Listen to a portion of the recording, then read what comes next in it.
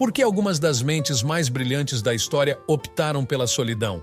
O que leva grandes pensadores a rejeitarem a vida social? Será o isolamento uma maldição ou um privilégio destinado aos intelectualmente superiores?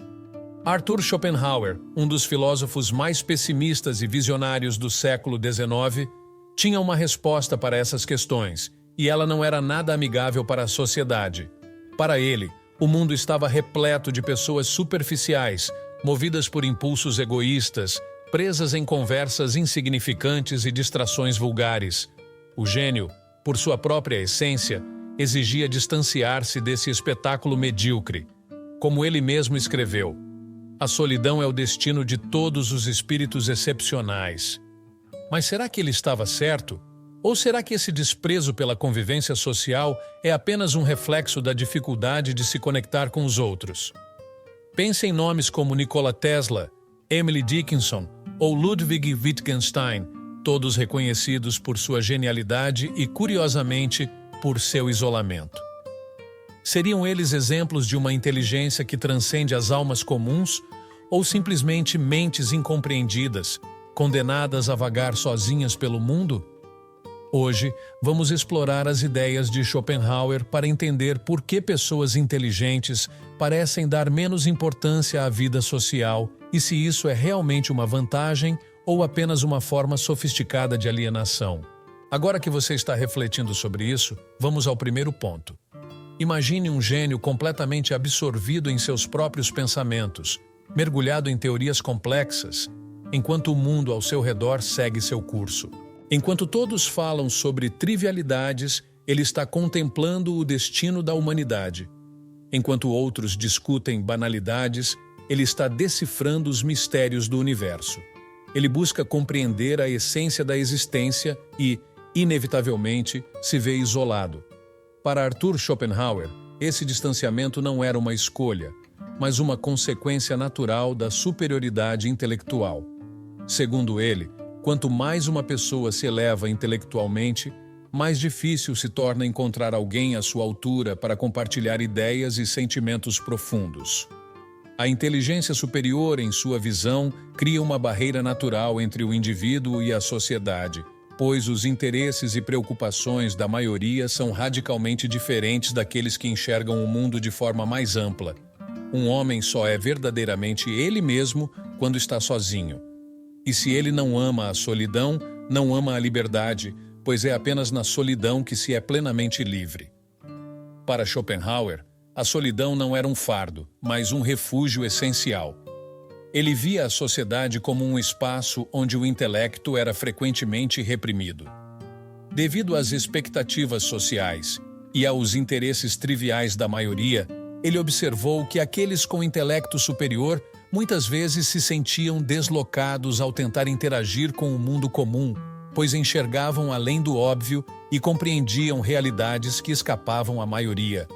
Esse isolamento pode ser observado ao longo da história em diversas mentes brilhantes. Tesla, por exemplo, passou grande parte de sua vida em solitude, evitando o contato humano sempre que possível, pois acreditava que isso atrapalharia seu trabalho. Nietzsche, outro pensador que valorizava a solidão, afirmou que a multidão é um mar onde os espíritos livres se afogam. No entanto, esse isolamento tem seu preço. A necessidade de se distanciar das convenções sociais pode gerar um profundo sentimento de alienação. Schopenhauer reconheceu esse dilema e acreditava que, embora a solidão fosse libertadora para grandes mentes, também poderia ser um peso para a alma. É por isso que muitos dos maiores intelectuais da história enfrentaram períodos de depressão e ansiedade. Não por fraqueza, mas porque viam o mundo de uma forma mais profunda do que a maioria poderia imaginar. E então emerge a grande questão. Esse isolamento seria uma maldição ou uma bênção para Schopenhauer? A resposta era clara. Ele defendia que os grandes pensadores deveriam abraçar a solidão como um presente. Afinal, apenas no silêncio e no afastamento da mediocridade social, eles poderiam atingir suas maiores conquistas. Schopenhauer não enxergava a vida social como um espaço de trocas genuínas ou conexões autênticas, mas como um grande teatro onde os indivíduos desempenham papéis pré-definidos, presos em uma eterna encenação de aparências e interesses egoístas. Para ele, a sociedade não passava de um palco onde as pessoas representavam umas para as outras, ocultando suas verdadeiras intenções por trás de máscaras cuidadosamente construídas. A sociabilidade, para a maioria, era apenas uma fachada sob a qual escondiam sua banalidade. Essa visão pessimista estava diretamente ligada à sua obra principal, O Mundo como Vontade e Representação, onde ele argumentava que tudo o que percebemos não passa de uma projeção de nossa mente. Para ele, a vida social era uma ilusão, um espetáculo que distraía os indivíduos do verdadeiro conhecimento sobre si mesmos e sobre a natureza. Schopenhauer acreditava que a maioria das pessoas vivia presa a preocupações triviais, fofocas, disputas por status e reconhecimento. Em sua visão, o ser humano comum era escravo da vontade, um impulso cego e irracional que governa nossas ações e nos mantém presos em desejos infinitos. A busca por validação social era, para ele, um reflexo dessa vontade incontrolável. E aí residia o problema. Enquanto a maioria se perdia nessa rotina superficial, aqueles com um intelecto mais aguçado enxergavam tudo de forma quase cruel. A sociedade parecia um jogo vazio, onde as interações raramente ultrapassavam a superfície. Esse desprezo pela vida social não era exclusivo de Schopenhauer. Outros grandes pensadores também expressaram seu desdém pela superficialidade da sociedade.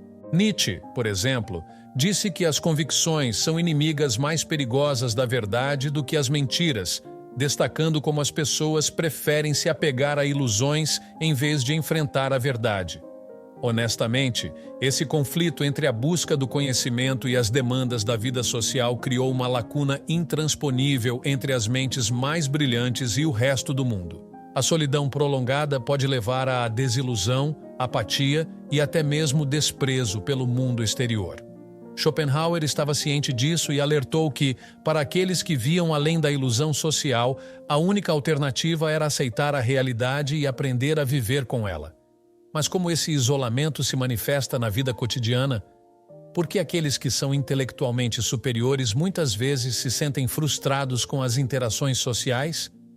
No próximo tópico, exploraremos o choque entre gênio e mediocridade e como isso afasta grandes pensadores da vida cotidiana. Schopenhauer não mediu palavras ao escrever sua visão da humanidade. Para ele, a maioria das pessoas era guiada por interesses superficiais e egoístas, sem qualquer inclinação para a contemplação ou pensamento profundo, o que criou um abismo inevitável entre aqueles dotados de alta inteligência e a grande massa, que ele via como distraída por trivialidades e futilidades. A mediocridade geralmente só reconhece o gênio quando ele já se foi, mas em vida o encontra sozinho. Esse isolamento intelectual ocorre porque o pensador, por natureza, é alguém que busca entender o mundo em profundidade, enquanto a maioria se preocupa com trivialidades, como status, fofocas ou entretenimento passageiro. O gênio tenta desvendar os mistérios da existência e, quando tenta compartilhar suas ideias, muitas vezes é recebido com indiferença ou mal entendido.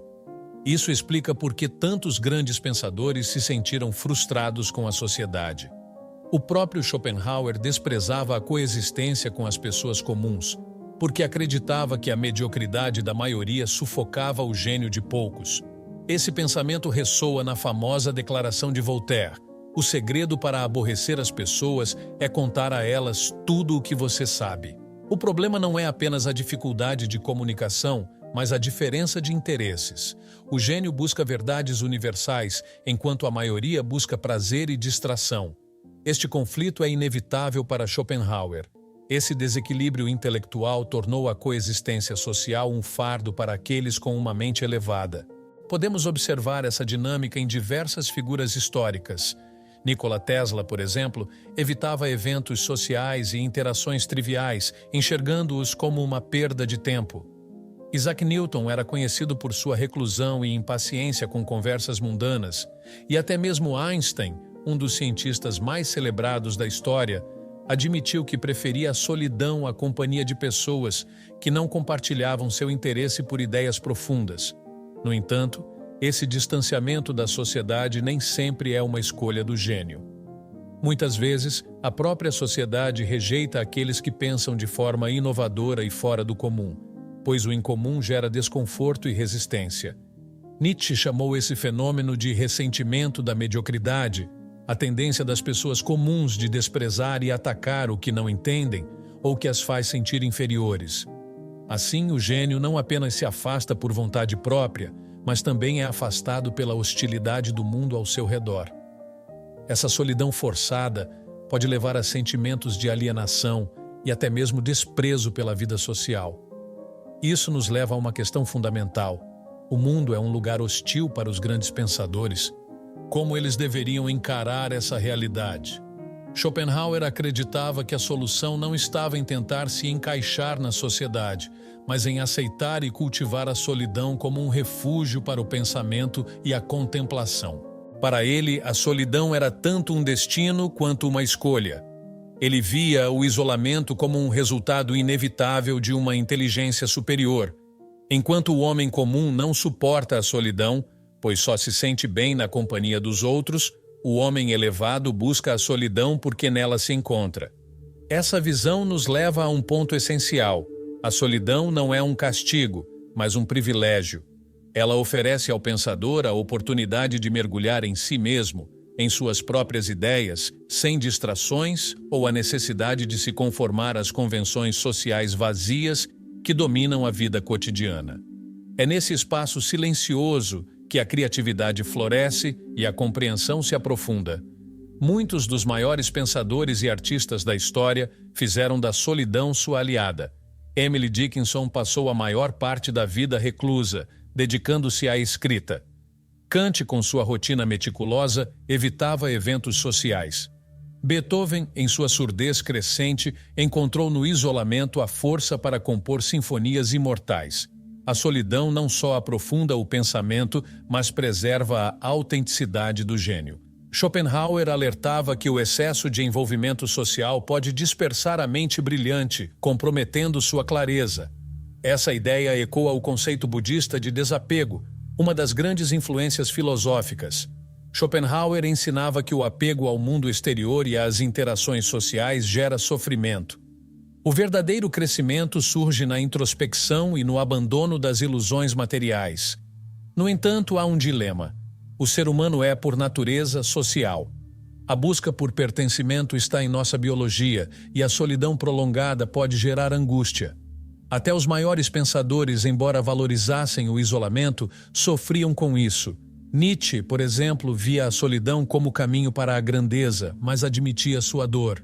Em Assim Falou Zaratustra, descreve o filósofo como um eremita que desce da montanha para compartilhar sabedoria, apenas para ser rejeitado e incompreendido. Esse dilema é real. Afastar-se da sociedade traz liberdade, mas carrega um peso existencial difícil de suportar. Schopenhauer, porém, propunha uma solução: a distância filosófica. Ele acreditava que, embora o gênio nunca se encaixasse totalmente na sociedade, era possível interagir com o mundo sem ser afetado por sua mediocridade. Uma neutralidade emocional permitia viver entre os outros sem se envolver demais. Essa estratégia nos leva à questão central: como navegar no mundo sem ser absorvido por sua superficialidade? Se ter uma mente brilhante significa acabar sozinho, como os grandes pensadores conseguem viver em sociedade sem se sentir sufocados? A resposta de Schopenhauer era o desapego filosófico.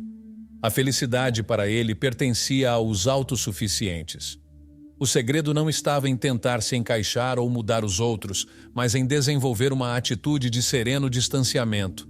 Como um observador que analisa a realidade sem se deixar afetar, ele sugeria encarar a mediocridade do mundo com curiosidade, mas sem envolvimento emocional. Isso significava aceitar a banalidade da vida social sem irritação, compreender as limitações alheias sem frustração e manter a independência mental sem buscar validação externa. Essa visão lembra o estoicismo, que defendia o controle das emoções diante das adversidades. Marco Aurélio, em Meditações, escreveu: "Dê a si mesmo o presente da indiferença ao que está além do seu controle. O mundo sempre será repleto de distrações fúteis, Mas cabe ao indivíduo decidir o que merece sua atenção. O pensador não deve se isolar completamente, mas interagir estrategicamente, absorvendo o útil e descartando o irrelevante. Schopenhauer não defendia o isolamento total. Ele sabia que até os grandes pensadores precisam de um mínimo de contato humano, seja para trocar ideias, seja para evitar a solidão absoluta. O segredo estava em escolher bem com quem se conectar e manter interações ao mínimo necessário. Essa filosofia permanece relevante hoje, em um mundo repleto de distrações digitais, notícias falsas e relacionamentos superficiais. Saber filtrar informações e interações é essencial. Inteligência não é apenas compreender o mundo, mas saber navegar nele sem se perder. Schopenhauer nos revela que, em vez de lamentar a desconexão com a maioria, devemos enxergá-la como um reflexo de nossa inteligência e liberdade. A solidão, embora por vezes pesada, é também um privilégio, uma chance de mergulhar em nossos pensamentos, livres de interferências externas. Surge então a questão: você prefere se moldar ao mundo ou aceitá-lo como é, preservando sua liberdade intelectual? Se chegou até aqui, já deve ter notado que a relação entre inteligência e isolamento não é mero acaso, mas uma consequência natural de mentes profundas. Schopenhauer nos ensina que grandes pensadores frequentemente encontram refúgio na solidão, não por soberba, mas porque a superficialidade das interações sociais pode ser esgotante para quem enxerga além do óbvio. Quanto mais inteligente um homem é, mais propenso ele é à solidão. Estar sozinho não significa estar abandonado. Significa ter tempo para pensar, refletir e crescer sem as distrações e pressões da sociedade. E talvez esse seja o verdadeiro teste de inteligência. Saber equilibrar-se entre o mundo e a introspecção, escolher quando se conectar e quando ir embora. Schopenhauer nos dá a chave para essa liberdade, mas cabe a cada um de nós decidir como usá-la. Se você chegou até aqui, tenho certeza que em algum momento você sentiu aquela estranha mistura de liberdade e isolamento que Schopenhauer descreveu. A inteligência pode ser um refúgio, mas também uma prisão, você não acha?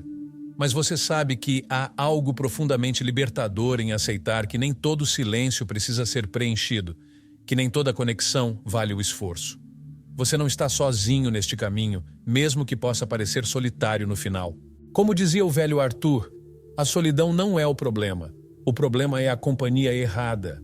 Lembro-me de uma vez em que, depois de horas perdido em um livro, eu estava olhando para a parede, ponderando sobre alguma grande ideia, até que alguém interrompeu meu momento filosófico para me perguntar se eu já tinha visto a última novela ou se eu estava ciente das fofocas do momento. Foi naquele instante que percebi que não é arrogância querer conversas mais profundas. É uma necessidade. Se já aconteceu com você, sabe o quão frustrante é sentir como se estivesse falando outra língua. Como se sua mente estivesse navegando em um oceano enquanto outros insistem em espirrar em uma poça. Mas você sabe que há um lado bom nisso. Você não precisa se perder no barulho. Você tem o privilégio de escolher sua solidão. Agora vamos falar sério. Se você gostou deste vídeo, já sabe o que fazer. Dê um like, deixe seu comentário abaixo e inscreva-se no canal. Ou, se preferir, pode ignorar tudo isso e voltar para aquela conversa fascinante sobre o clima e as últimas tendências do TikTok. Mas sejamos honestos. Se você chegou até aqui, você sabe que merece debates um pouco mais estimulantes, certo? E se esse vídeo te fez pensar, espere para ver o que preparei para você. 2 vídeos que vão te deixar ainda mais inquieto no bom sentido, é claro. Mas aviso, depois de vê-los, talvez você nunca mais veja o mundo da mesma forma.